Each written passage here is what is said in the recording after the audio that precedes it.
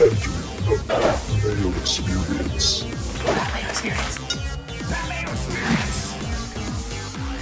Mayo Experience. Experience. Welcome to the Pat Mayo Experience, the Northern Trust Open, the beginning of the FedEx Cup playoffs, picks, preview, whatever else, one and dones, bets. We got it all for you. Coming up, if you want to get into a draw for 20 DK dollars, easy peasy. Smash the like button for the episode. Leave your DraftKings handle in the comment section. And tell me who you think is going to win the Northern Trust Open. That easy. Also, leave a 5-star review on iTunes. DK handle and something nice about the show. We're almost at 2,000 reviews. Want to get that up to 2,000 before we enter football season. That would help out the show a lot. So if you have not ever done it, please take the 10 seconds and go leave a review. And hey, it'll be in a draw for 20 DK bucks. Other than that, we got Rascals, Checkmate, Cardinal, and Thrust. Geoff Fienberg coming down with the Northern Trust. How many people don't know what we're talking about every time Most. we do that? I mean, we even got the shift of the name when the Northern Trust used to be the Genesis. Yes. We used to drop that in February. Now we had to move it to the end of the year. But still, anyone who was like 13 and living in Canada in the mid-90s would have been, they're all about that reference. Bang it.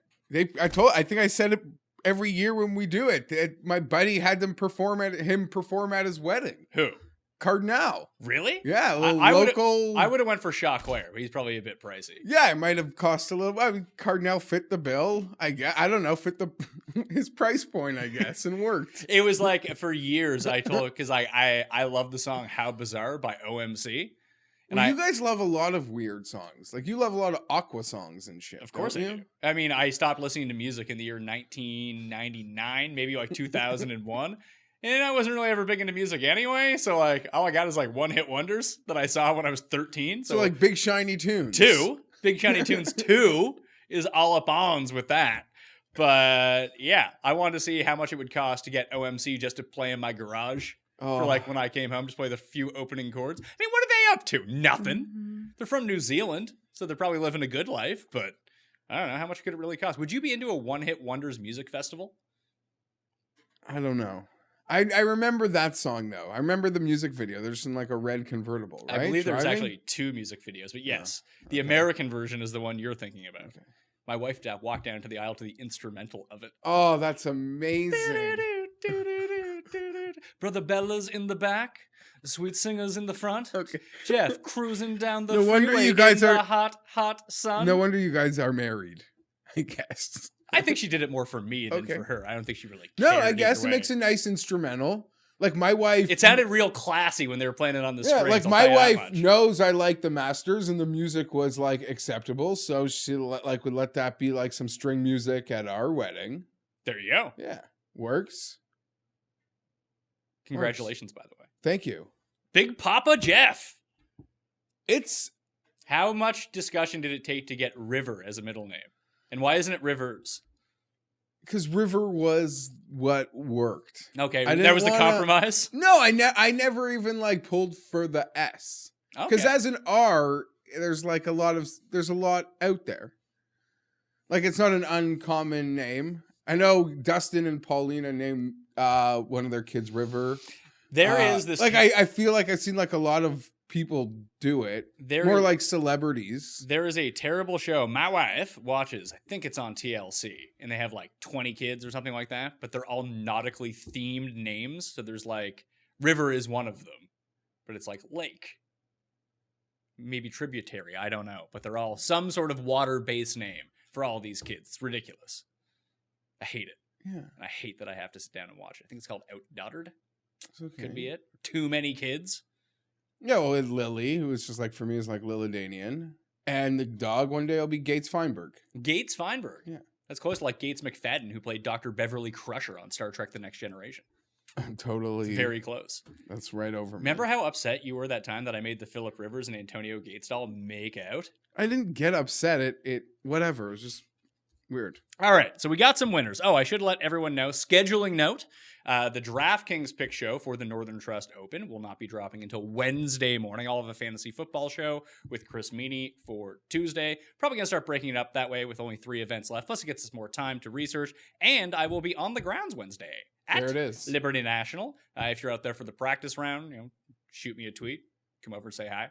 You know, with this new partnership with DK, they're like, "Hey Pat, why don't you go?" I was like, "This is the worst thing that could ever fucking happen to me." You know how much I hate leaving the studio. You despise. I hate traveling. I enjoy traveling if I'm going for personal business. I hate going to travel for work. I hate being on location. I'll be like, "Hey Tiger, you think you're gonna win this week?" No, okay. Like what am I really gonna get? The saddest I ever see you is when when you tell me that they're sending you somewhere to do some like live Sunday morning hit. Yes. You literally you are distraught. And it sounds awful because I know so many people would relish the opportunity to go do it. No, but you want to be writing your article. You want to be seeing the games. You are not stopping. I get it. I get it. I've seen your process and I understand why it is such a, for lack of a better word, inconvenience to your process. Yeah, see, what I always try to describe it is like I jam as much as I can do into every week, and I just kind of don't stop. But I have everything scheduled to know like when I can do it. Here's when I go to the gym every day. Here's when I eat every day. Here's when I work every day.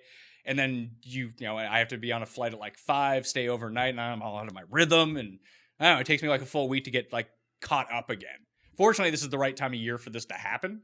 Because golf is winding down. I can pad with some fantasy football shows. So it'll be good. Fantasy football's it's gearing up, man. We got the deal. They're sending you to Liberty National, and we're complaining about it. Yeah. I mean, that's what just happened. That's the problem. It's going to be... It's one of those things that's like even when I go traveling for like personal vacation, I always like dread. Like I got to go to the airport, then I got to take the flight. It's not until I'm actually on the flight that I get excited to go do something. Yeah, of course. So once I get on the flight, I'll be like, all right, let's go do this. It's going to be a lot of fun. It's all the worst. Once I'm on the plane, even if the plane is on the tarmac, assuming it's not going to be like a 2-hour sitting there, we're good. Fortunately, it's a very quick flight because it's like 50 minutes from the island to Newark, and the course is only like 15 minutes. You probably fly over the course. Yeah, probably. To tell you the truth, I used to pass it going in when I lived in New Jersey, coming into Manhattan.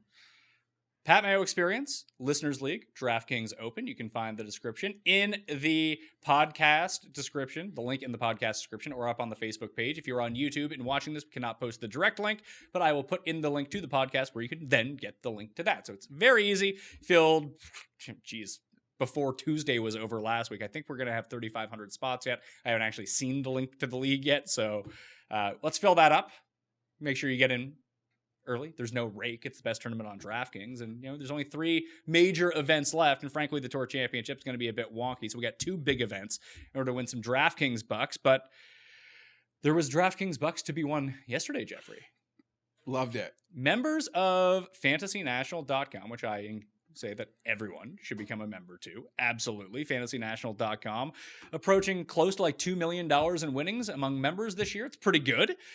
Big week for that, but we parlayed your baby swag into a win. No outright winners from the show that we did last week, but we both jumped on JT Poston live, and we both walked away with some pretty good paydays. And I got to credit Eric Patterson for this because he threw it out there. There was like 4 guys, like Landry, Poston, someone after Bud Cauley, Bud Cauley after round 1 who were just striking the lights out and could not drain a putt.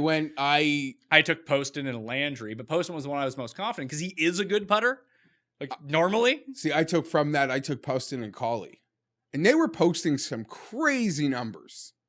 Yeah. After the first round, guys that had gotten out of the gate in good spots that were over 100 to 1 or 100 to 1 were still 100 to 1.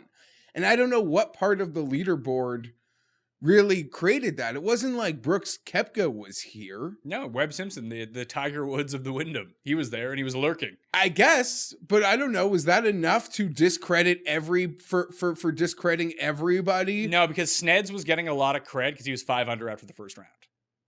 All based on putting. Like he was not striking it well whatsoever. So he and Webb were both up there. So they just and Hovland. And do you know he's always priced in that mid range, but every time he plays well this year, he is priced like a 4-time PGA Tour winner, and it is Sung JM.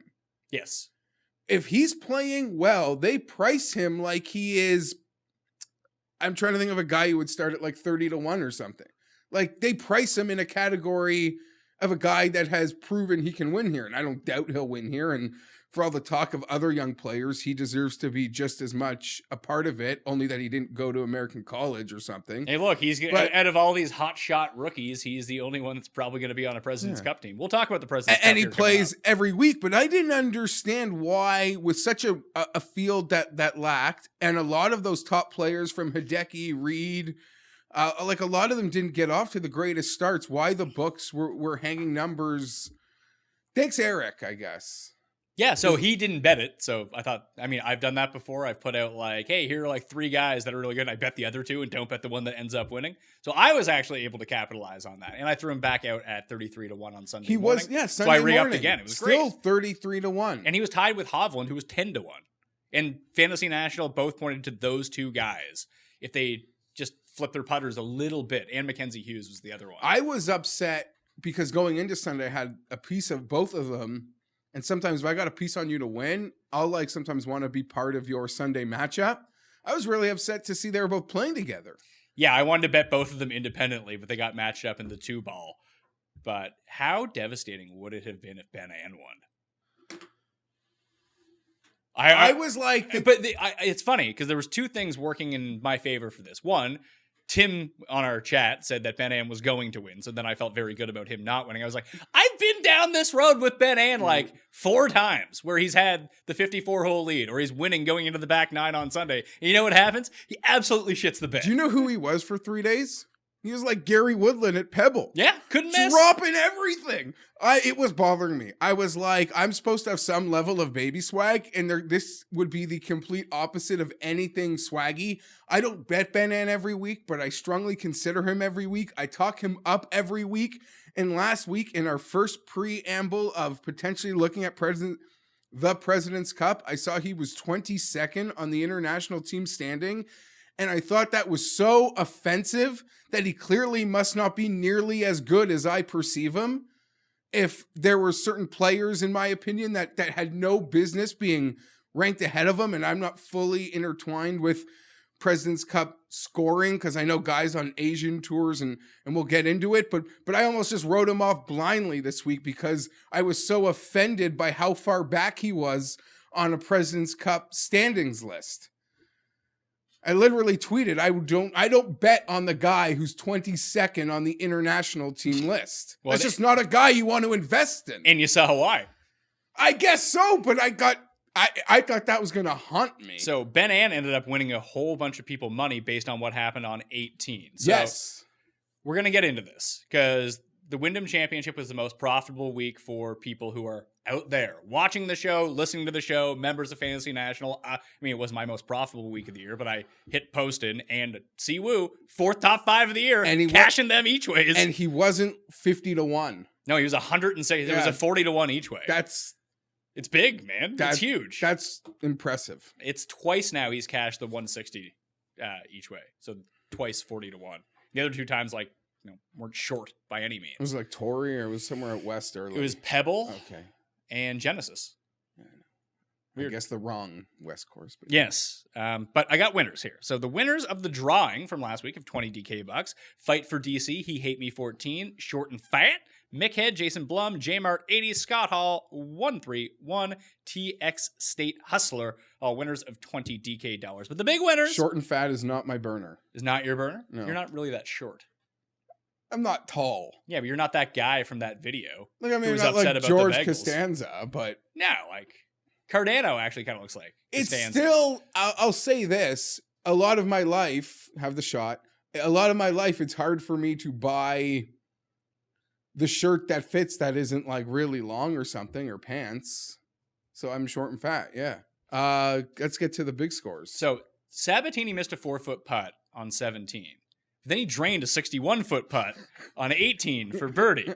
And Ben An finally Ben An'd it on 18 and 3-putted from 35 feet. In defense of Ben An, he played to hit it. He played to make it. He'd rather be 12 long than 4 short. Yeah. No, I get it. And it you saw on the replay JT's eyes light up like a Christmas tree, because that line, even if that hit the pin, that wasn't stopping. But that had some momentum behind it. But it burned the egg. Sure. Yeah, whatever. So anyway, that was a big swing with everything that happened. So here are some guys here.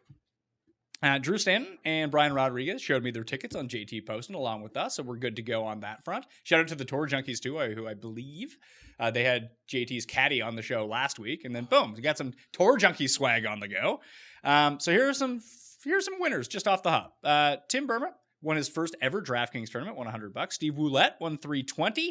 Mitchell Ray won $890 on $113 worth of investment. DFS Chicken turned $3 into $150.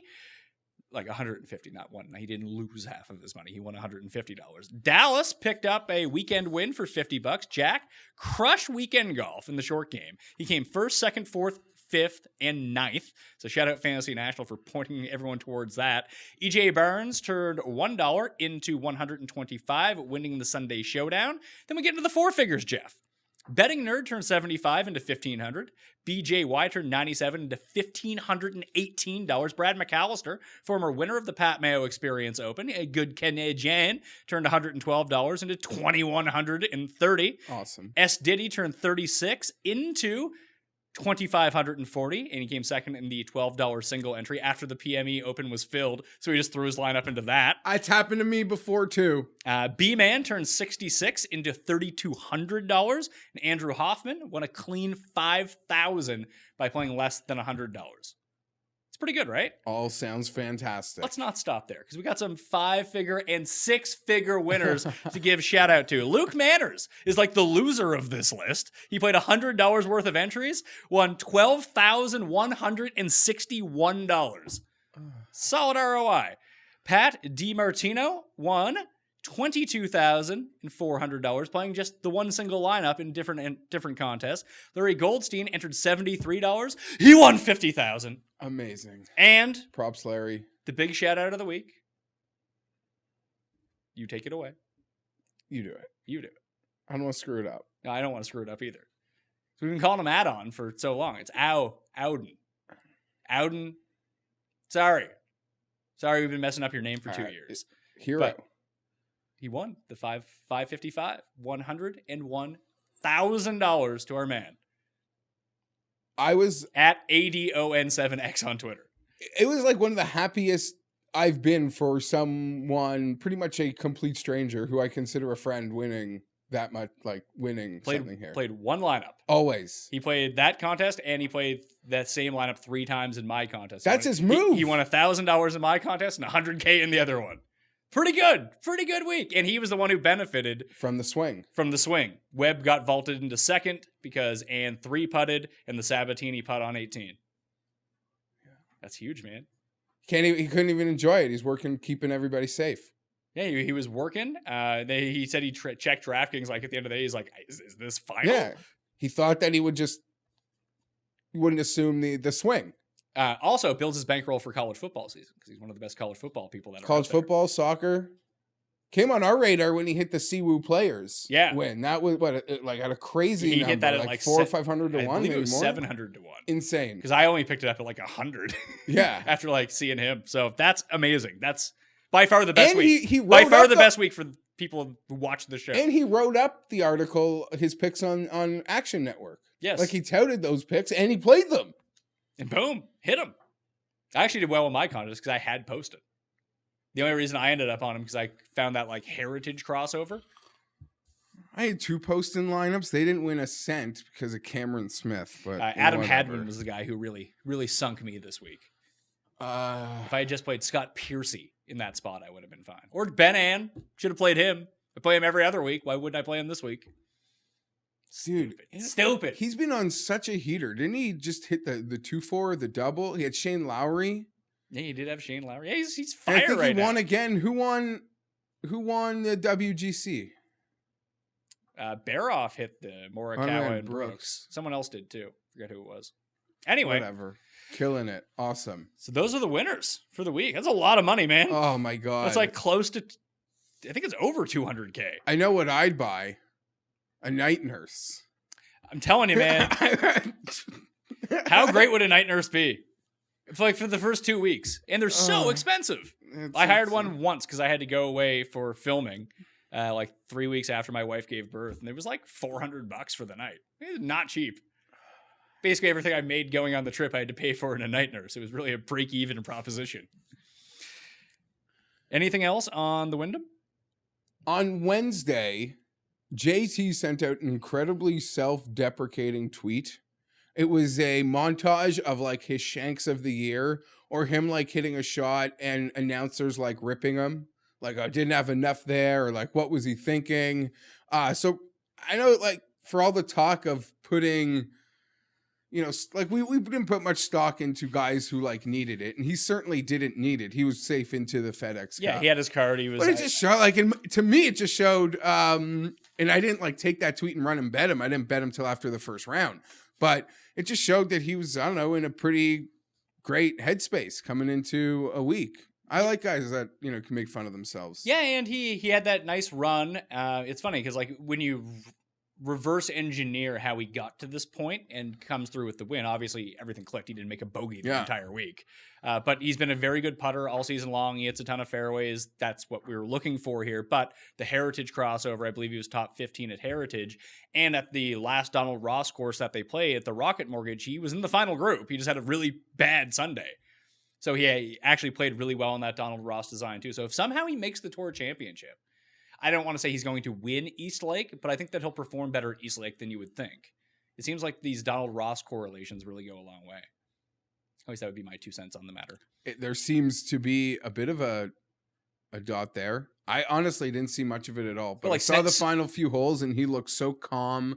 A lot of really nice lag putts. I forgot how short 17 was. I thought he shanked an iron on 17, but he didn't. He just hit it into the rough. It was fine.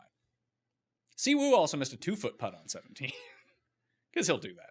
Then I had to sweat Bryce Garnett and Fabian Gomez coming to chase him down. Fortunately, he got the solo fifth, so it was the full each way, which is nice. President's Cup. So here's where we stand. The President's Cup team with Tiger as its captain for the Americans will be locked in after the BMW Championship in 2 weeks. So guys have 2 more weeks to jockey some points here. Then there's 4 captains picks. The top 8 would be locked in. Here are the top 8 right now. Brooks, Dustin, JT, Xander, Kuchar, Webb, Bryson, Cantlay. Those are the top 8.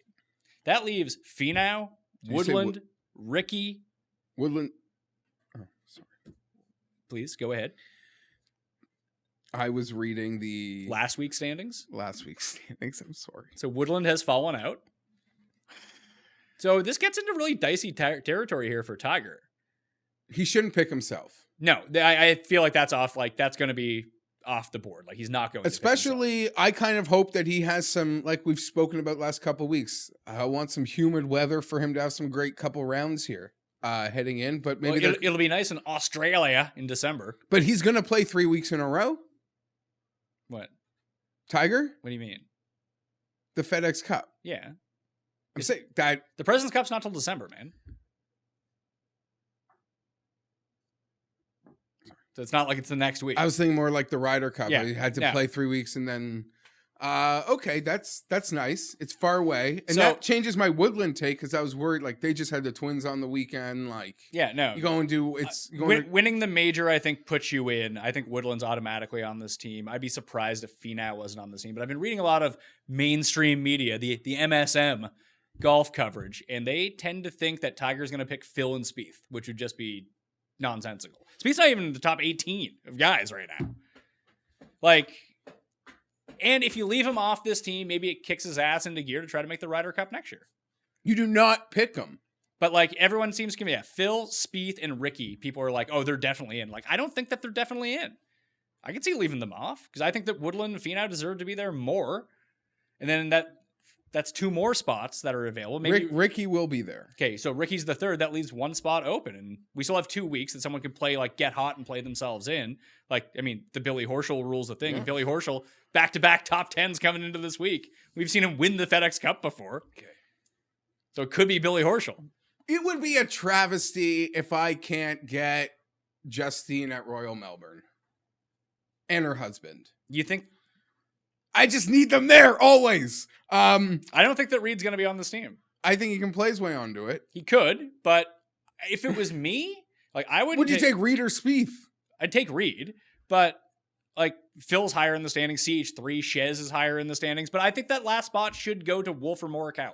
I 100% agree with you. I think in the preliminary conversations we've had, I believe, on this show, I want them to almost take like a USA Dream Team, where like I remember Christian Leitner went on the 92 team. You take the one guy who plays 3 matches. You take a kid, bring a kid, let him show it. If you project that this guy's going to be on Ryder Cup teams, because you're trying to win, no one gives a shit about the President's Cup. You're trying to. This is only here to gear people up to win the Ryder Cup. 100%. Because you don't want to lose on home soil next time around. 100%.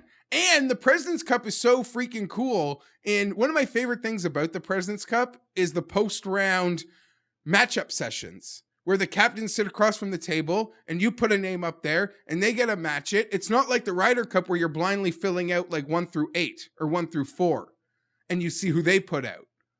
Yeah. You can actually, so it can be like, I don't know, I'll send CT Pan out there against Wolf or Morikawa. Or I'll send CT Pan out against Brooks. Or or go right for the headshot. Send Wolf out there against Adam Scott. Yeah. Make him a little midget. Like, I'm just saying, like, give Wolf nothing to lose. Go play like go play their best guy. Go do it. Do it. You got nothing to lose. You lose, I got 8 other matchups I'm going to win here. No, so I completely agree. And I would say more than a spot. I think like 2 spots should be going. And I have no problem if they almost said, if Ricky didn't make it, if they almost said with all the captain's picks, we want to take Kevin, like guys that. Not Kisner. Kisner's not. I just mean like a second. A second. No, but that's not. I don't think that's the second tier that you want to go to. I think if you're going to go like second tier and non-elite players, you want to have guys that are definitely going to be there in the future.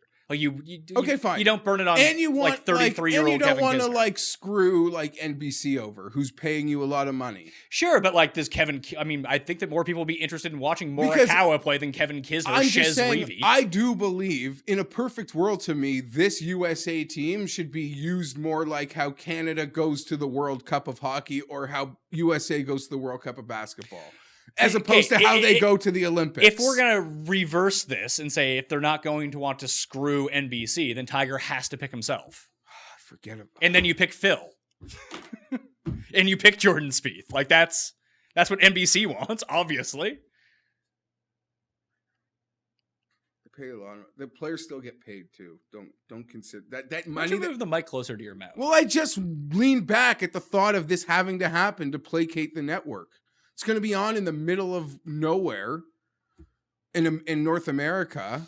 Yeah, but I mean, how much? Honestly, like the President's Cup's not that popular anyway in terms of viewing audience. But watching it's Tiger gonna be on, hit it's 70 gonna be on overnight during football season. Having Tiger hit 70 golf shots is peak because you see every one of them. Yeah, but it's not like people tune into the fucking hero. If he's playing, man. It's a game changer. Yeah, but it's not the same. I hope you're right. I mean, having Tiger will obviously boost ratings in North America. Yes. I'm not going to deny that. You know what? I had this whole silly perception that it was going to be quickly out of the season. The fact that it's in December, I think he's going to play. You think so? Yeah. I really think so. Let me confirm that. You're probably right. It makes a lot of sense. Monday, December 9th to Sunday, December 15th. That's so like the full week of action. Yeah. Like, I think they start on the Thursday. I'm actually going to be in San Diego that week, going to Chargers Vikings. Well, that's not in San Diego, though. Thank you. I'll drive the 67 minutes. So let's talk about the international team. This is where we come in. We never get to root for anything, Jeff, but we can root for our mighty internationals, which do not have anyone from our home country. For the first time in ages. Like, Hadwin was on the last team. Dillette was on the team before that. Both teams got smoked. No, one of them was really close. Not the last one. No, but Anderban missed like a 4-footer for a tie. I think that was 3 times ago. I think it was 2 ago. Oh, no, yeah, you could be right. Do you know the last one, Pat? I told you. It was the last one was here at Liberty National. Yeah, the last one was and they got worked. The last one was the biggest risk wager I've ever made. Not return, because they were, but that's interesting, because I'd like to hear from people too. Like, what's the most, not necessarily how, you don't need to tell me how much you bet on it, but what's the single largest amount? Like, what was the bet? The single largest amount I've ever wagered on anything was Floyd Mayweather to beat Conor McGregor. Me too. But I made that type of wager again on this. I thought the line was short. It was like minus 380. It should have been like minus 1,000, 800 at least. Smoked. At least. I got a little worried because the internationals had a good like day one. It was 19-11. But it was this was wrong. You're right. 2 times ago, the Dillette day team was really good, as I recall. Yeah, 2 times ago. And then the Louis Grace team that won was like everything. 5-0, yeah. I won like the Fantasy Feud contest. Oh, Fantasy Feud. Shout out Nolan. Yeah. So the international team right now is Leishman's number 1, which is I would not have guessed that. Lahiri let Chris Kirk off the hook so bad. Chris Kirk missed like a 5-footer, and then Lahiri missed it from like inside. Leishman, Louis, Hideki, Scott, Haotong, Cam Smith, Jason Day, CT Pan are all on the team right now. I believe it works the same way. Top 8, then the 4 picks. I think so. Like that team's pretty good. Minus CT Pan, minus Cam Smith. They made it the 4 captains picks because they needed the international team had to do everything they can to get the best players there. That's why they took away any flukiness to getting on the team, kind of. So the guys right on the bubble, Jazz is number 9, Answer, Harding, Sungjae, Papashugo, then it's like Kang, Kim, and Connors, Hadwin, Griot, Barnrat is the rest of the list. Like, who are the 4 picks here? Do you take Jazz because? No, they cannot play the prospect card. But he's 9th in the standings. He came top 5 in a major this year. But when does he get to play again? I don't know. He's probably playing overseas. It's not like the European. Like the European tour starts up like their good schedule, and they might not. You can't. I don't know if they make their picks after the BMW though. They might do it after the. Can you take the Rolex series and not take like the 40th best player on the PGA Tour? Like we've had this conversation. We think so who would be your 4 picks? Like obviously I'm taking Kim. To me, Kim and On have to kind of be on the team. Kim or Im? I would take all 3 of those Koreans. Take the 3 Koreans and Answer? Answer won in Australia last year too, so you might just take him because it's a driving contest. I don't know. There's Barnrat, Griot. Barnrat's not making it. Griot's not making it. Connors or Hadwin would basically have to win one of these events to get into consideration. Harding's been like shown up a couple times. I guess his Masters points are really helping him here. And he played really well at the British Open as well. So maybe Harding's on the team? I don't know. It's tough. I'm not sure like how Mike Weir? Like Ben Ann coming in 2nd or 3rd place last week on getting on a PGA Tour event went from 22nd to 16th place. Yeah, he's way back though. He is. I mean, I don't even know how this is scored, but he's 30 points back of CT Pan. So I don't even know what those guys would actually have to do. I think they just have to play well to become captain. And it's Nick Price again, right? Is it? I believe so. President's Cup. It'd be like his 3rd or 4th time now. Is it really? Yep. According to Wikipedia, Fred Couples, Zach Johnson are the assistants. Tiger Woods is the captain. Ernie Els is the captain. Oh, so Justin Harding is most definitely making the team.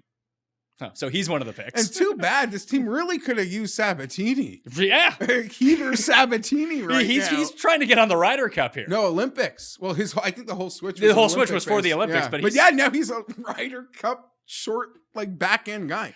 I don't think he is because he hasn't been a European Tour member. And so remember that used to happen to Casey, that Casey wasn't eligible for the team because he wasn't he wasn't a European Tour member. I don't think Sabatini is a European Tour member. Although if he's close, maybe he joins for next year.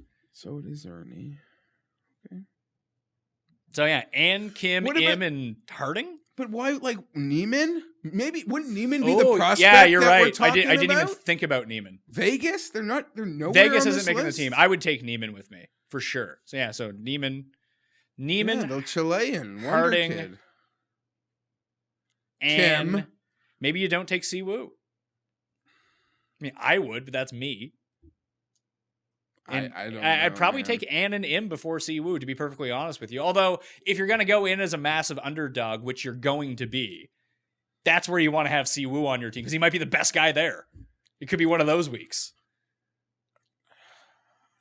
I would take Siwoo, but obviously we think higher of him, and he's won on the PGA. He's won the players. He has 2 wins on tour. But he's just such a crapshoot. I guess if he's playing poorly, you just bench him. There's more people to bench here too. They try to do everything they can to like make little rules adjustments to make it as competitive as possible. But it's a hard fight. What odd would it be? They always like seem to think Royal Melbourne is like a bit of a neutralizer, but these guys are just too freaking good, man. Maybe off the tee really matters a lot at Royal Melbourne, which would lead me to believe that everyone on the American team is going to be awesome. You know what I mean? Yeah, exactly. That's all I see. I'd say minus 240. Does that make sense? I guess so. I wouldn't even know how to cap this. I used to like betting the international team like plus 4 points at like pick'ems and stuff. You could do that. Do they have it? They don't even have President's Cup lines out. They have 2020 Ryder Cup lines out, which is get some Solheim Cup. Oh, plus 137 for the Euro team. You got to think Hovland's probably going to be on that team. No, they are going to get... They're going to Whistling Straits. It's going to just be bomb show. Hey, the last two winners at Whistling Straits, not American. Jason Day and Party Marty Keimer. Neither. Sure. I can see, Jason Day won his PGA there, right? Yeah. But that's if the Euros picked France because it was the course Liberty National. Yeah, Liberty. Oh, sorry. No, the Club National. Jeez. Le Golf National. Golf National. Really set up for how the Europeans play. Exactly. Whistling Straits is going to set up for exactly how the Americans play. Just bombing down. I mean, listen, they could... Rory and Rom can play that. Oh, yeah. And a lot of those Rosie and a lot of them can... J-Row, can get out there. You're not going to have your Poulters on that team. You probably won't have Fitzpatrick on that team. Like, you take Hovland. Like, if you're picking the team... Well, Hovland will be on the team. He should be. Well, he's not even on the PGA Tour next year. Okay, fair enough. He has to go to the Corn Ferry playoffs and win. Did those points count? What? What are his Corn Ferry? He's in the finals. What will he be to win the Corn Ferry? 7 to 1? 9 to 1. It sucks that he's like, there's something fundamentally wrong with the FedEx Cup system that this guy, Victor Hovland, is not in the FedEx Cup playoffs because he needed to win this week in order to get in. The guy has been electric, despite being cursed, doing pretty well. But I mean, it's funny when we had that conversation and Tim said that he was by far the best rookie, that the other two rookies won and got themselves in and he didn't, and he's the best one. Yeah. All right, enough on President's Cup. I already can't wait for that Ryder Cup.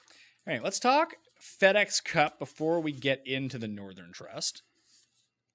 The rules have changed this year. There's only 3 events in the FedEx Cup standings, quadruple points for the first 2, and then there's the reshuffling for the Tour Championship. The guy that has the most FedEx Cup points going to the Tour Championship will start at -10.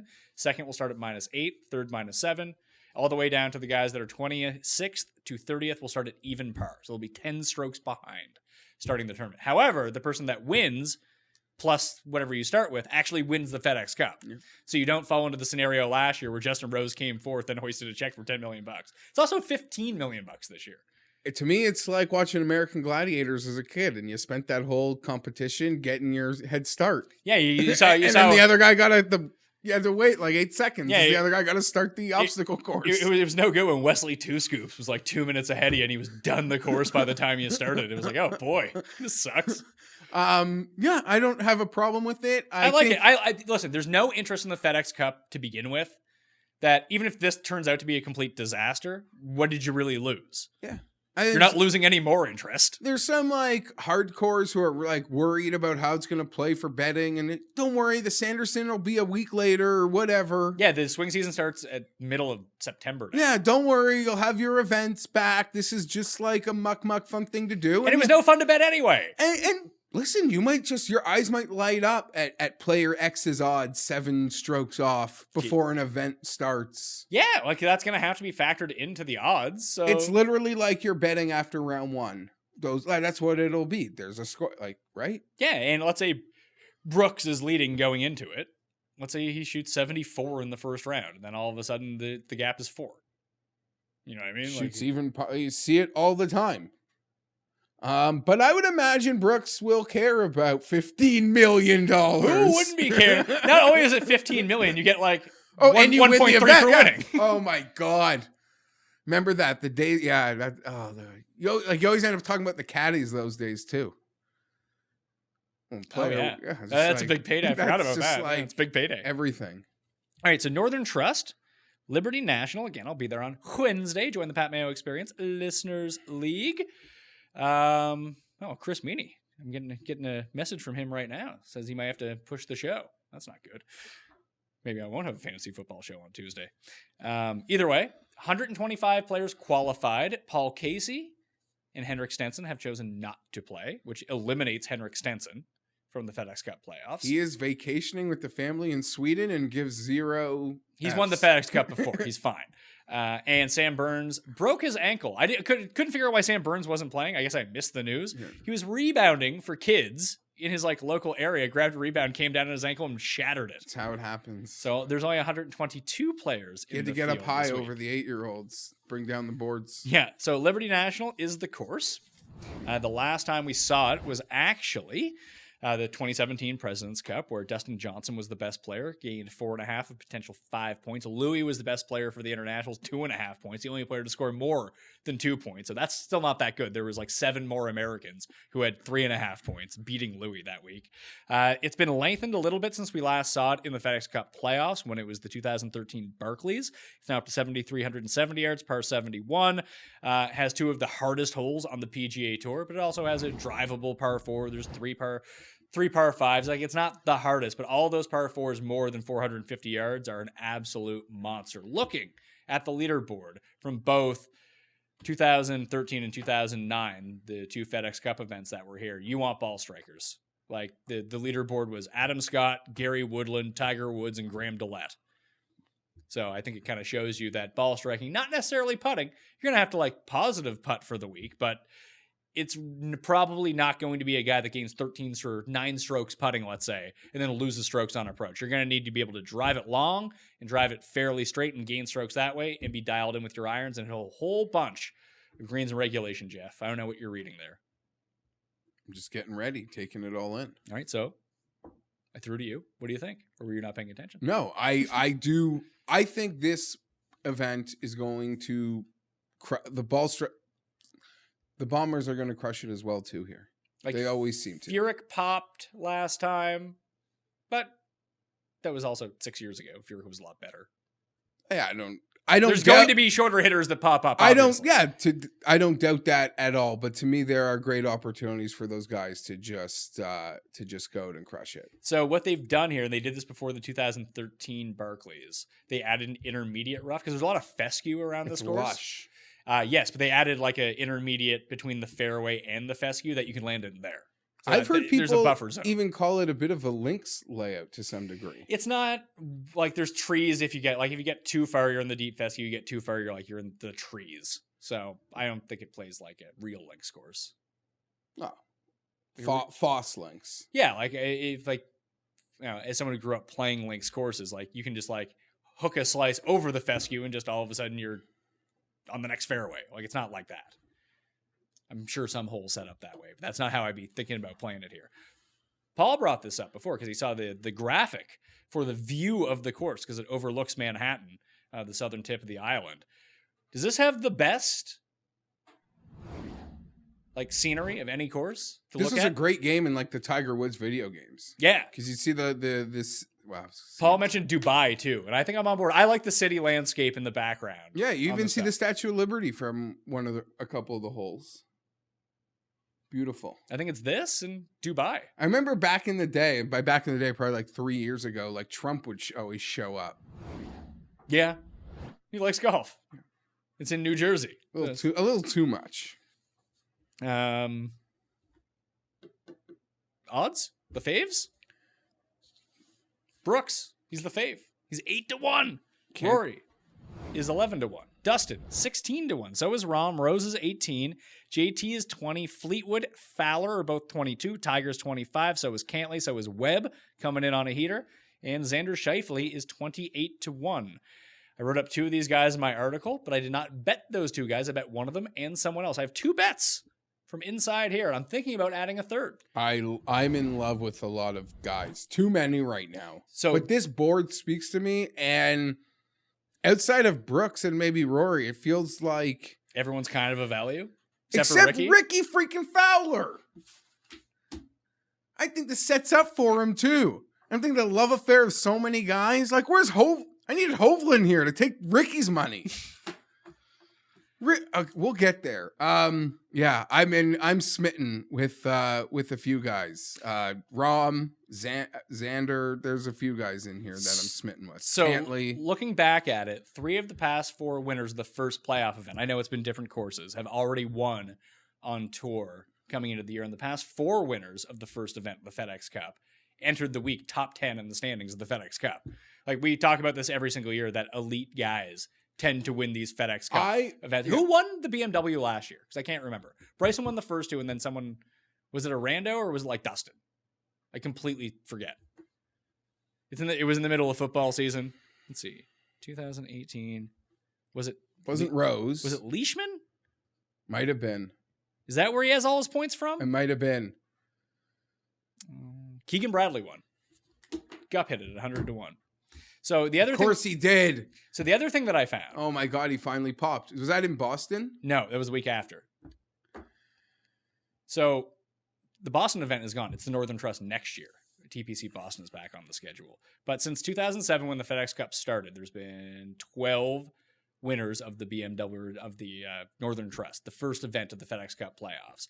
10 of the 12 of them have been ranked inside the top 25 of the overall world golf rankings. Hunter Mahan, who cashed us 80-1 at the Berkeleys. I wasn't part of that. He was 41st that year. And the big outlier was 2009 at this course before it was renovated. And Heath Slocum beat Patty Harrington, Steve Stricker, Ernie Els, and Tiger Woods by a stroke. And he was like 191st in the world. But other than that, it's been the elite players. Well, at least one of the elite players that come away with a win. So watch out going down the board here. We've said it before in years past. To me, these first 2 FedEx Cup events, to me, almost feel like WGCs without the random Asian guys that are there for, I don't want to say they didn't earn their points or earn their spots, but, you know, like Charles Howell wasn't at the WGC. But Poom was. He was not worse than... Poom? Whatever. Name 7 of those guys that we don't know who they are. That's just a fact of life. Maybe next week more so, but this to me is almost like the majors without the riffraff or the old guys. Yeah. Like these next 2 fields, and once you get to 30 guys, it's like over. Well, we lose that event in between, so it's only top 70 that advanced to next week. It used to be top 100. Then next top 70. week is the hardest field of the entire year. You think so? Yeah, it's the WGC. It's a major without riffraff. It's a WGC without token invitation spots. Next week is the best field of the entire year. And I would argue this is right there with the WGCs, in my opinion. So you hit on... They're small and they're elite. And I like WGCs, who wins them? But at WGCs, what happens to guys like you and me? Because all the elites are there, I sometimes get smitten for these. You go to like the second tier really good players because you love those numbers. Yeah, because you don't want to bet 8-1. But it always just ends up being that front tier. For me, I worry, and I say this without knowing anything, but to me something just seems off in Dustin's personal or camp. It just does not seem right. That's usually when he wins. Maybe so. But I like John Rahm under 20-1. I'm not probably going to bet anyone under 20-1. I'll let those guys go out there and try to win. But I think I'm going to take my stand at the next tier. I've already bet Cantlay at 25. Yeah, I'm not one to really bet Cantlay, but I think he rates out really well for this course. And I'm just going to play Xander at 28. Both those guys have the length. They have the irons.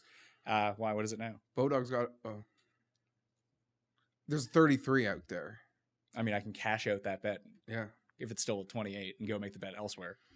Just letting you know. Oh, well, thank you. I do appreciate that. I much prefer the 33. Yeah. No, it's not like I played the each way on it. So I have bet Xander at 33. Okay. That is a bet that I have that I've made. Again, he was on that short list of guys where there were only X amount of tournaments left, and I had X amount of guys winning tournaments, and now there's fewer tournaments left than guys. So we're here, but Xander was one of them, so I'm going to stick on that train. So I didn't take, there's one guy that we both agreed on just because we don't want to miss if it happens. But other than that, like I don't have anyone else from this, like the rest of the tier. So I'm thinking about just betting Justin Thomas as well. The 30-1s, it seems like, are missing. at least the book I'm looking at, there's no one in the 30 range. They do not exist. It has almost skipped that entire price point. So I'm thinking about just doing Thomas, Cantlay, Xander. Just making those my 3 bets this week. Well, yeah. I don't 20 to 1, 25, and I guess 33. I don't mind that. I don't mind that one bit. Because a lot of those guys are guys that I've pegged to win tournaments down the stretch, and they're not done yet. Fuck, I'll peg them if they win a tournament. That'd be great. You do not need to save room for the riffraff. There is very little riffraff here, but I am not wasting darts. So I don't even need to throw darts. All my money will probably be inside of 55 to 1, to be perfectly honest. So let's get to this next range then.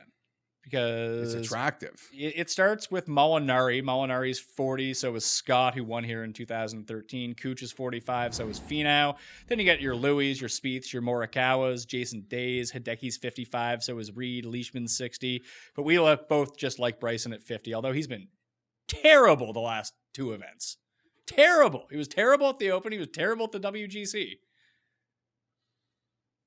But he does fit the mold of guy that's won already this year.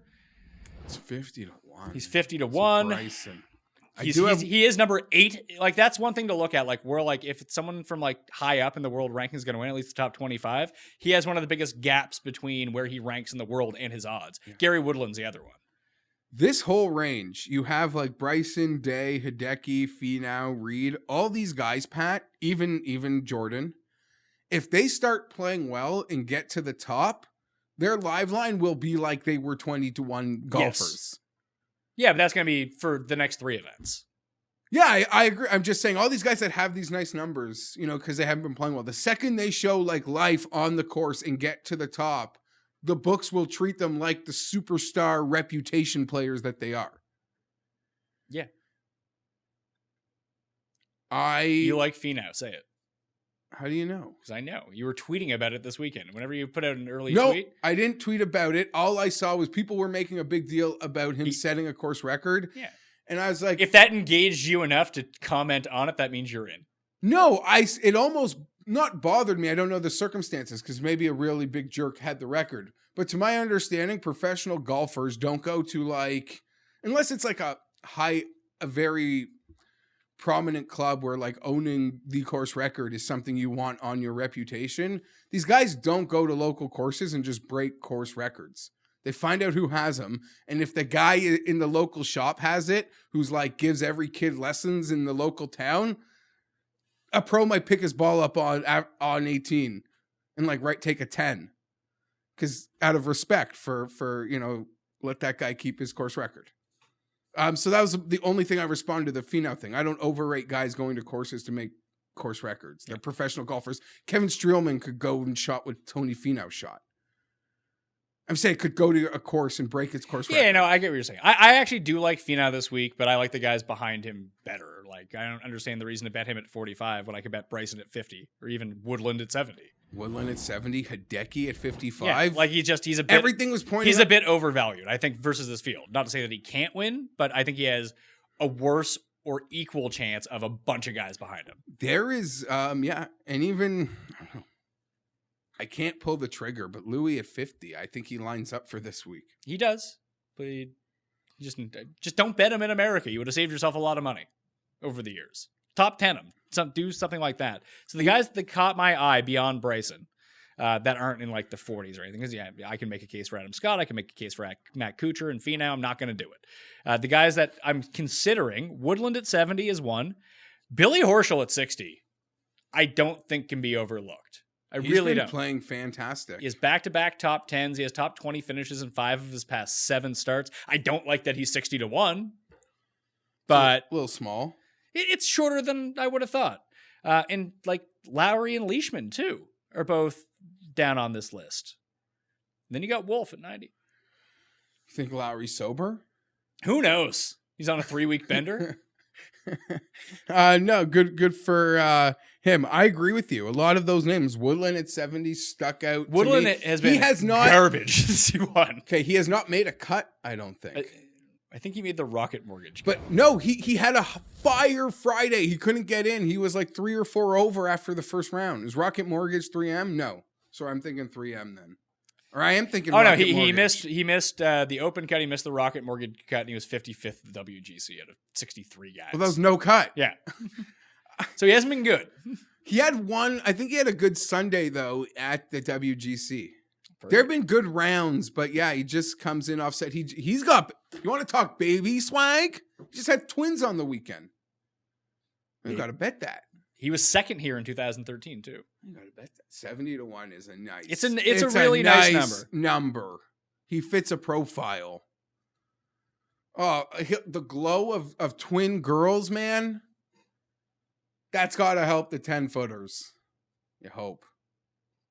Other than that, Kisner has just been playing like he's been treading. He has one top 20 this year. I'm with you on. Blew me away. Billy and Woodland sound like the guys here. I think I would rather. I think I'd rather play like a top 10 on Horschel rather than him to win. Yeah, I would agree with that. And I think I'd rather bet Woodland to win. I can see Horschel's been playing great. I don't know if I'm actually going to have the stones to pull that trigger. Patrick Reed just couldn't get going soon enough in that tournament this week. It was Saturday. I mean, he had 2 under on Thursday. That's whatever. But like, he had to Saturday. He had to make his move on Saturday and just didn't. He was even par. Yeah. And then he finally went out and Patrick Reed did on Sunday. Wouldn't have mattered though, because you weren't getting to like once post and shoots 8. No. But I mean, I needed because I think I had 80% Patrick Reed on DraftKings. I had 80% him and 80% Hovland. And I needed every single one of those birdies. One of them. Just give me more points. But no interest in getting back on that. I do, but if you're playing the top, yeah, you got like he's gonna fall in that. Like, would I rather bet Patrick Reed at 55 or Woodland at 70? I think I'd rather bet Woodland at 70. Okay, I might not bet either of them. Okay, so I need to talk about the Bryson bet, and maybe when I'm done talking, you might hit cash out. I have been informed that he's making a lot of changes to his scoring clubs right now. And he is working hard in the Cobra dungeon to get it right. Fortunately, unlike someone like Spieth, I think that if there's someone who's going to like change his swing fundamentally and try to get it figured out or new clubs, that Bryson's learning curve for learning new things I would hope be faster than I would agree. I just new clubs. There's just going to be some new things in the bag that involve his scoring clubs this week, and he's changing his offset, which doesn't really mean a ton to me, but I think people in the who are good understand what that means. My offsets are irrelevant. I'm certain of that. So that is a bit of a concern. But if you see good signs with those scoring clubs later in the week. Maybe next week's the one. I don't want to kick this Bryson ball down the road. I'm pretty committed on it. I got to tell you. Listen, I'm not bailing. I'm good at just 50. Putting that information out there that he is hard at work and he is making changes and he is a computer. Anyone from 40 to 100 that we did not hit on that you would like to? Does Wolf have a shot here? If we talked about like long hitters and ball strikers. We've seen Dustin play fantastic here. I believe John Rahm is set up to have a great week. So he is a skill set similar to what those guys bring. A poor man's, but confidence in a nice week on a course that didn't really suit. He has his strengths and he's so good. He can club down and still be a very effective player. But, he played very well at a course that doesn't fit what he does best. Mm-hmm. I agree. Last week I'm referring to. It's great though. It's so funny. I mean, going lower, Pat, to see like Morikawa at the same number as a higher than Reed, same as Bryson. Bryson, Jason Day, Jordan Spieth. I like Morikawa. I don't want to bet him at 50 to win this event.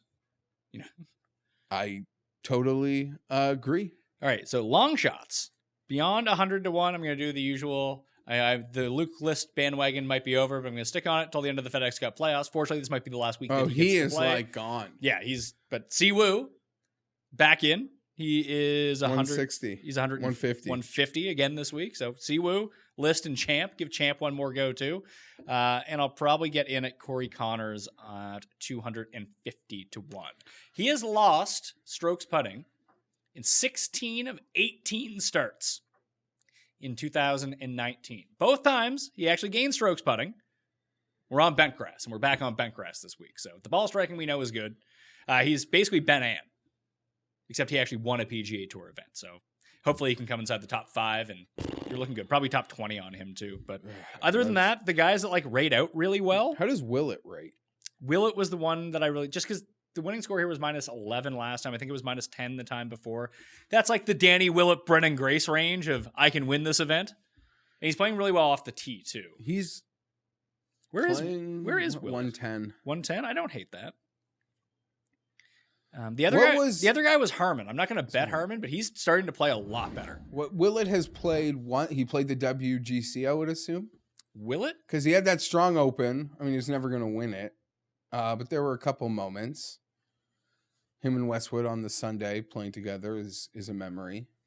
He cashed us the top 8. That was nice. Oh, yeah. He held on in the crazy conditions. He was 48th, the WGC. He was 8th, 12th, 6th, 48th. Just playing fine, man. Yeah. 100. He's probably the best of these plus 100 guys. So I'll bet that will be the only bomb I'll consider throwing, and that's just for peace of mind more than anything, to be perfectly honest. Bubba Watson, 100-1. If you tell me to, but I'm not. I don't know. I'm throwing bullets up top, Pat. Yeah, but you don't have to spend much on 100-1. Surprisingly good at the Northern Trust Open, Bubba Watson. 34th, 10th, 13th, 3rd, 30th, 13th, and 10th was 13th when it was here in 2013. He's long. He's going to gain off the tee. It's always something to look at. I don't ever really like him on bent grass, but coming off a really good irons week at the WGC as well. Do you know you should never do? What?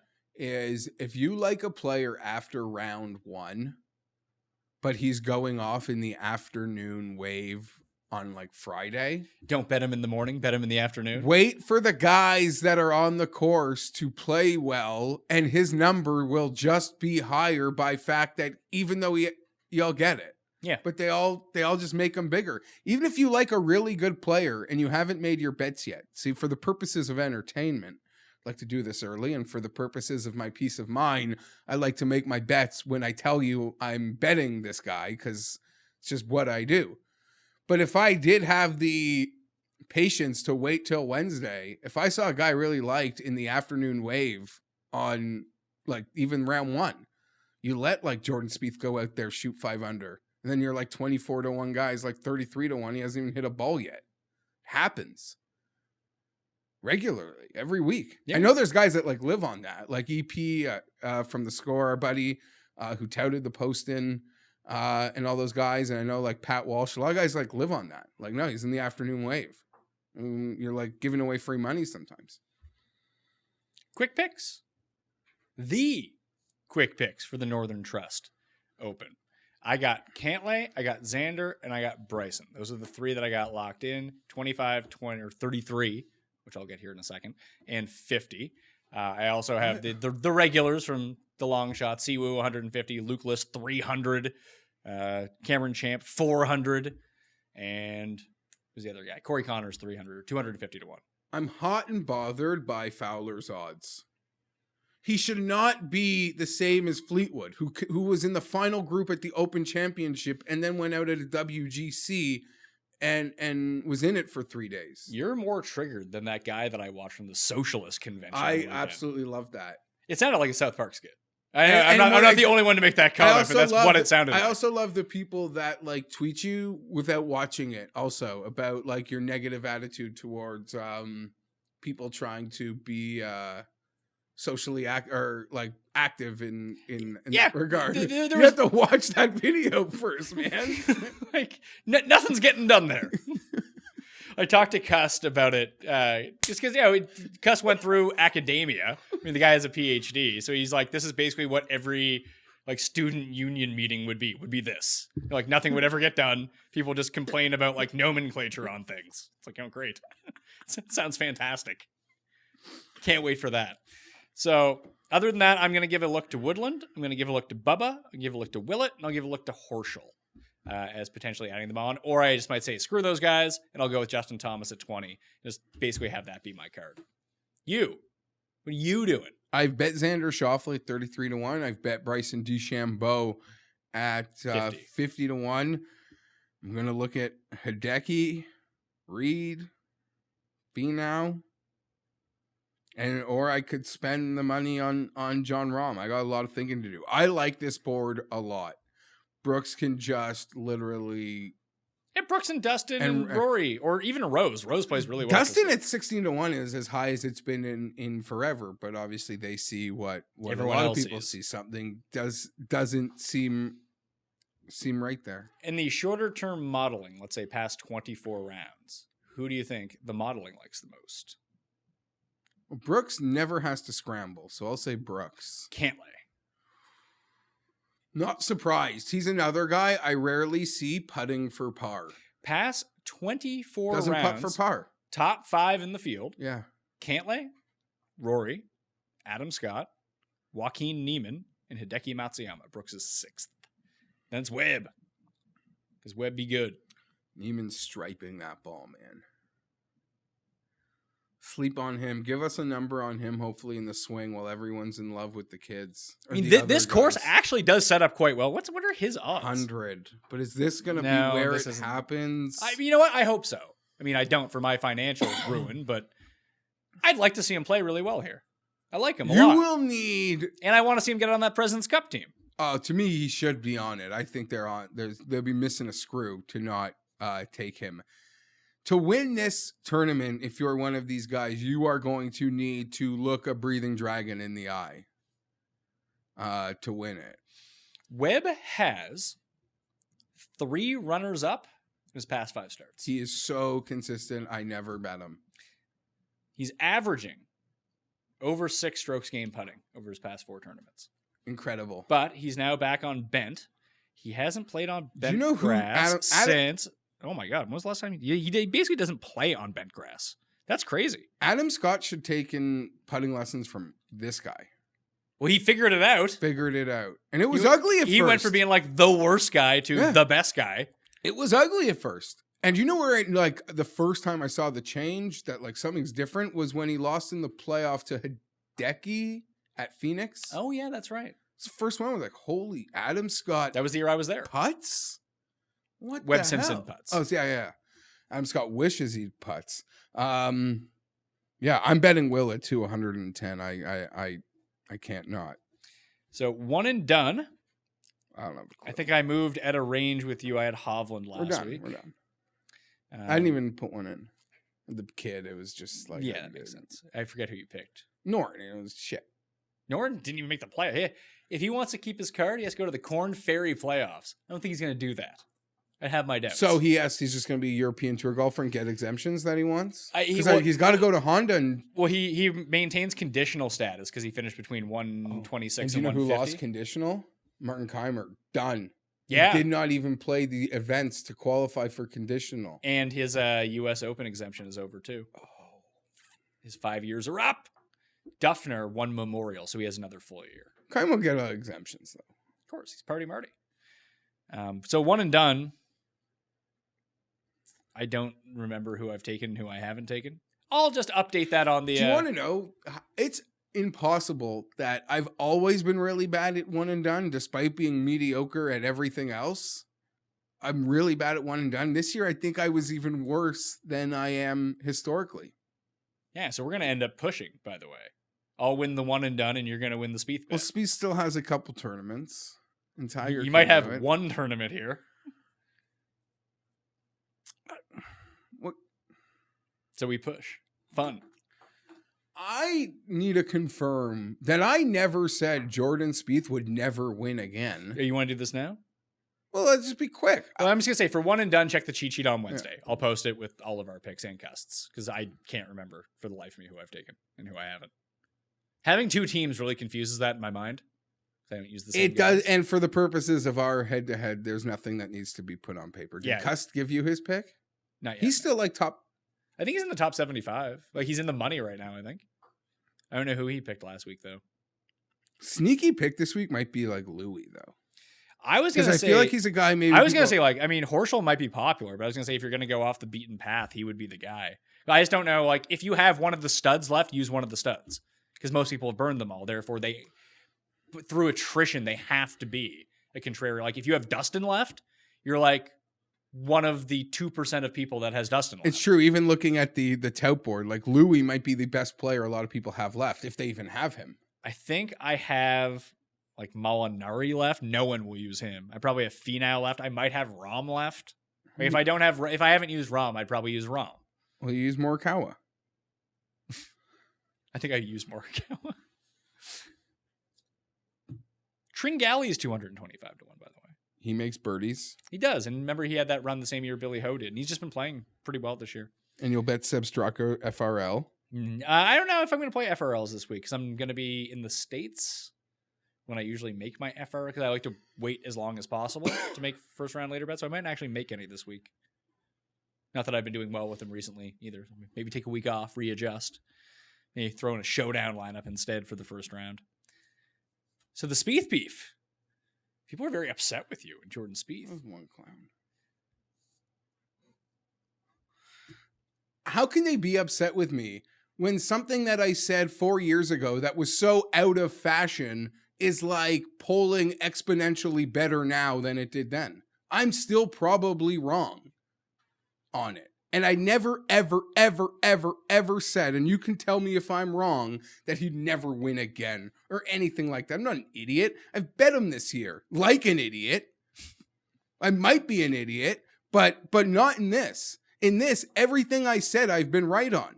I said he never had the natural talent that the other elites had, even though he was winning. Now, guess what? You can just laugh at Fienberg. He likes Dustin Johnson, who's won major. The biggest crime since we've ever gotten in a booth together is that.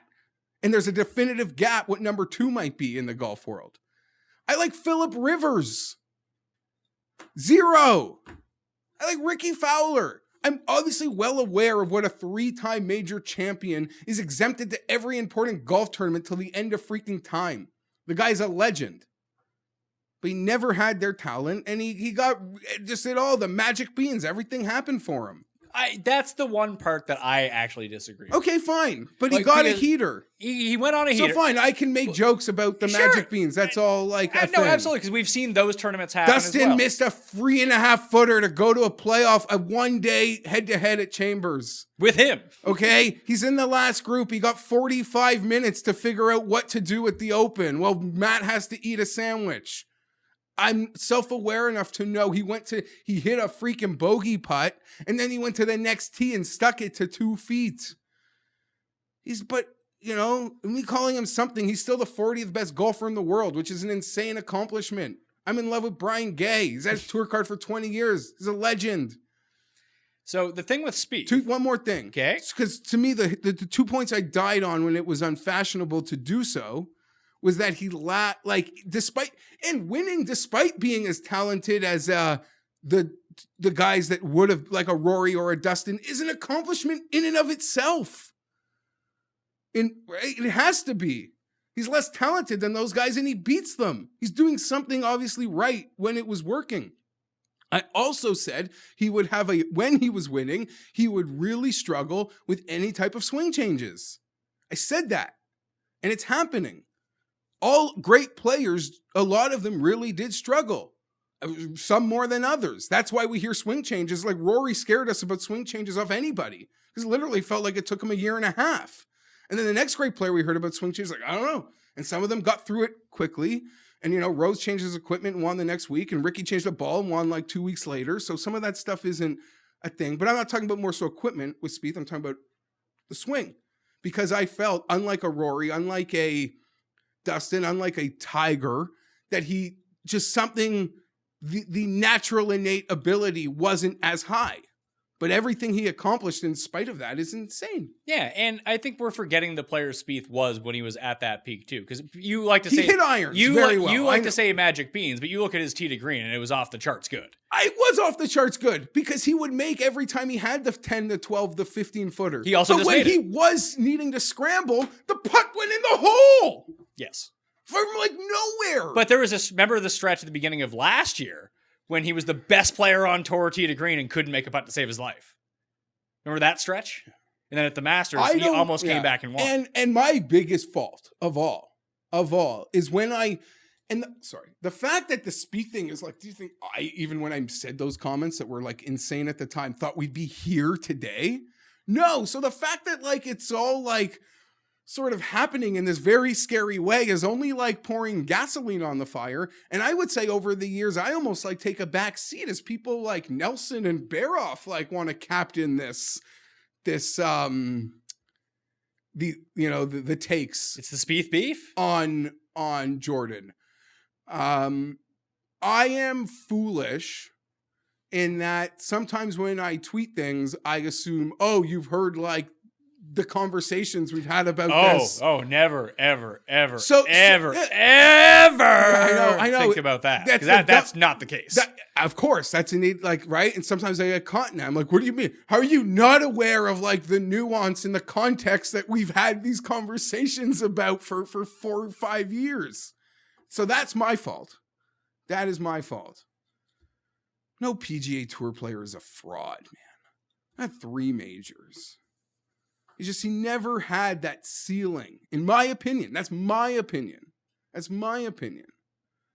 Maybe I got triggered by it as he was like beating Dustin, who was clearly like the best player on the planet, as Jordan was doing that. In my opinion. It's funny. I mentioned this with Brooks, and I didn't really believe it. I was just kind of throwing it out there based on the recent success that he's had at these majors, that he could be like a Patty Harrington type.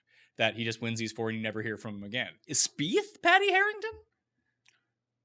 That he'll continue to show up and like he'll get a win again and everything like that. Of course he's going to win again. But when it comes to like actively contending at majors, maybe we've seen he'll make a run every now and then. I don't even want to bet Spieth won't win in 2020. Like I don't want to make that bet. He's making so many birdies. He's just making an alarming amount of bogeys. And he's still so young. Phil fixed all of that at the end of his career, won a WGC and Pebble out of those issues. And I don't doubt for 4 days things can happen, but eclipse happen too. Kevin Streelman wins golf tournaments and things like are going right. JT Poston just won. If JT Poston can win the Wyndham, Jordan Spieth could probably win the Wyndham. You've never heard me say like he'll never win again. Did I make a Tiger versus Spieth bet because I thought Tiger might win twice and Jordan might win like 0 or once? Yeah. 1, 2, 3, 4. And the fact that 5. it's all happened has just created this whole other like monster, and that he's actually really regressed to the point of being like really like I'm not even gonna say like average, right? Like that's really weird. The biggest thing for him, it sucks that he was. I mean, for him personally, he's not having a good year, but it sucks that he wasted what has to be one of the best like 4-month stretches of putting I think I've ever seen. Well, that's the other incredible. Like it's insane how well he's putted over the past like 3-4 months. Imagine if he putted to the tour median while he was having these other struggles. He probably would have missed almost every cut except for Memorial when he actually played quite well. It's so crazy. And and even last week through the first 2 rounds, like he propped up his around the green number because he made like 3 putts from the fringe from 30 feet. That doesn't count towards your strokes gained putting. That counts towards your strokes gained around the green.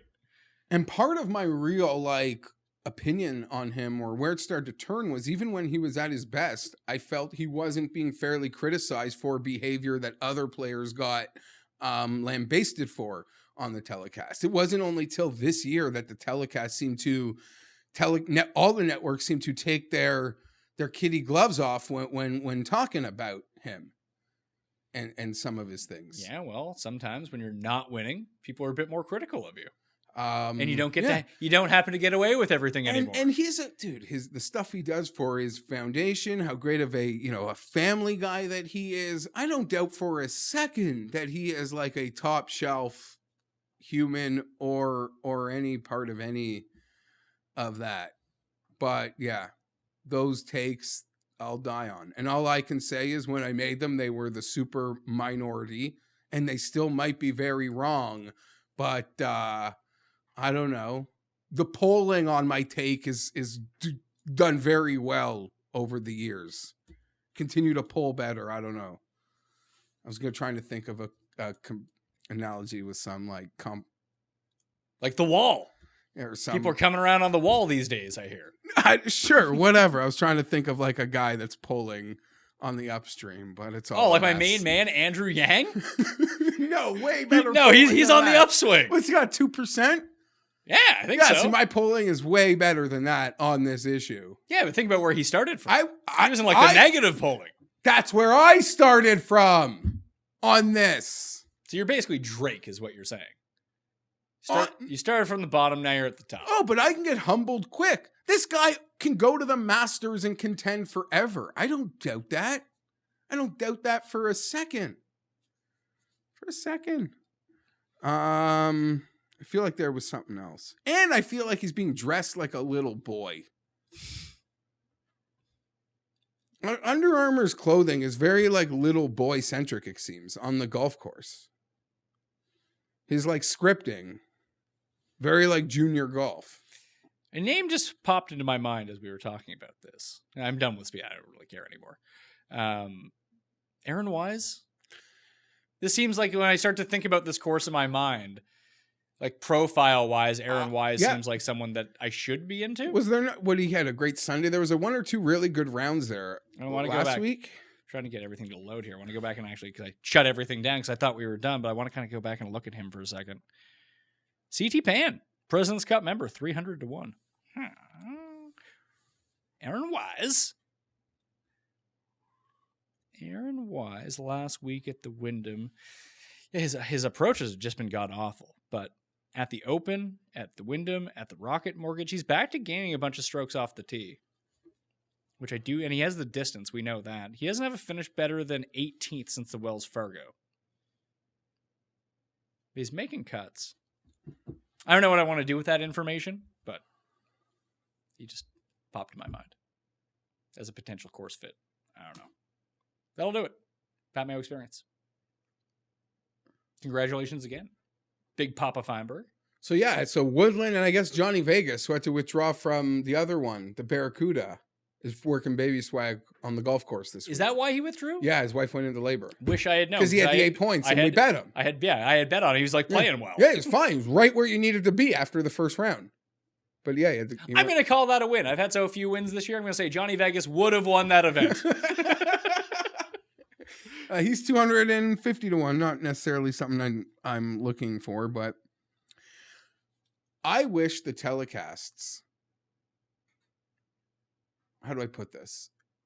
In a perfect world, the attention they pay to Bubble Boys, I wish they could pay to Friday cut line situations. Yeah, they seem to have that. They seem to know very well what's at stake.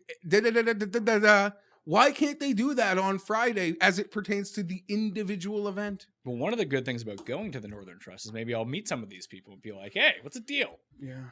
And they'll be like, the cut line? What are you talking about? They can't even accurately portray what the cut line is going to be on the broadcast. No. They're like, oh, it's currently -2, so it has to be -2. It's like, no, it's going to go to like -5, man. Yeah. All right, Geoff Fienberg, at G Fienberg 17 on the Twitter machine. We got to do custies. We got to do football win totals. You're a busy man. I'm a busy man. I'm excited. I'm excited. There are, listen, I'm not talking about team speak, but to a man, our running backs are winning camp every day. Every day. Your running backs? Yeah, that's Justin Jackson, Austin Eckler. Oh, so you're just you're just down talking Melvin Gordon now. No, that's not me. He's trash. That's not me. Your words. That's not me. That's not me. Oh, he'll show up week 8. Just hope he's healthy. He's not going to show up week 8. They're going to pay him before the season. What do you think they're going to pay him? $12 million a year. No. I think he'll get the David Johnson 3 for 39. Do you know why he can't? Because I wouldn't give it to him, but I'll tell you why you can't. Because unlike Arizona, if you're a team like Arizona, that's a piece you have to pay. We have so many talented players that have been drafted in those rounds 2 through 5 that are that play premium positions that are up soon. Yes, yeah. That's that we have done so well on draft day. Guys are going to have to get paid. Guys that pay the real positions, receivers, corners, safeties, guys that, leverage, as they say. Well, you see Trent Williams is talking about sitting out the year. Isn't that the trade? Gordon, not that the Skins need Melvin Gordon. No, but I wish. That would be a great trade because of this whole Okun thing. But like Washington's a stupid team, so maybe they will make that trade. Like, oh man, we could have a wishbone backfield with Geis, Peterson, and Gordon. Completely separate issue. I think if there's any team in the league that should pay the piper for Trent Williams, if it got there, would be the Chargers. They have to. They have to protect.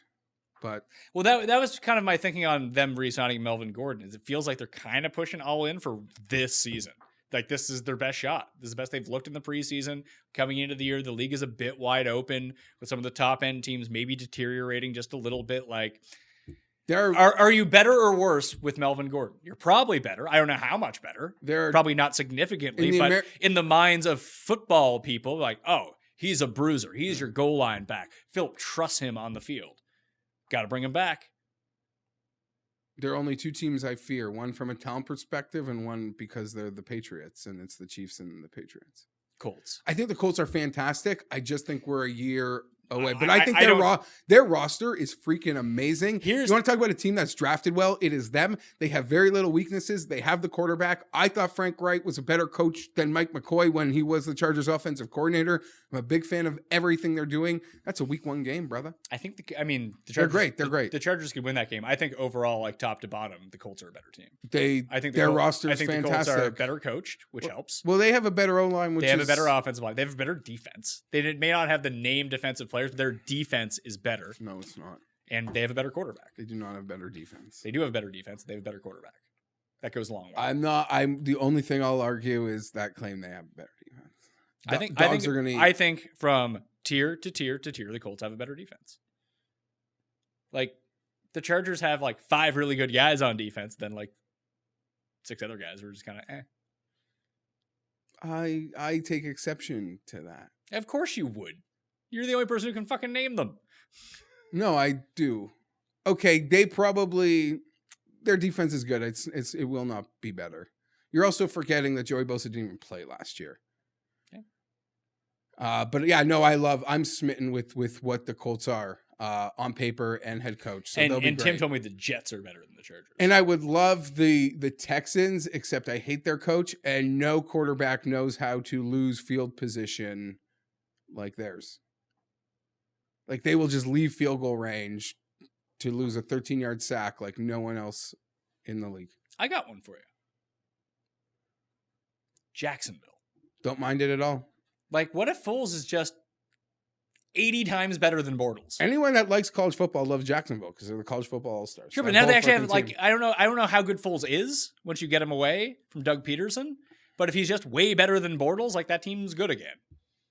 Yeah, they got a little too, like, on their high horse. Yeah, they got beaten down a little bit last year. A little too high on their high horse. Now they're back. They still have the same defense that's really good. It wasn't quite as good last year, but if they can... We see this, that defense yo-yos. But if their offense can actually, like, not be incompetent, they should be pretty good. I still don't know how the Colts have better defense. But that's okay.